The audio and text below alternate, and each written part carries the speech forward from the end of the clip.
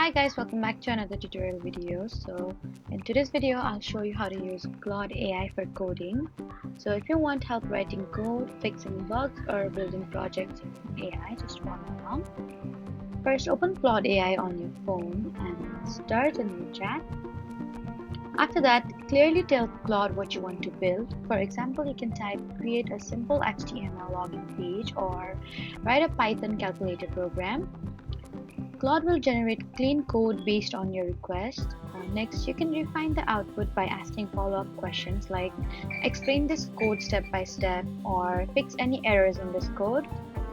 You can also ask Claude to improve your code. For example, make this code more efficient or add comments to explain each line.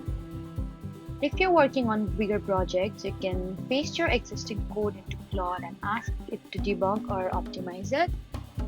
You can also request different programming languages like JavaScript, Python, Java, or C++. Another useful tip is to ask Claude to build full project structures like websites, apps, or scripts. So that's how to use Claude AI for coding easily. Don't forget to like, comment, and subscribe for more helpful tutorials. Thank you for watching.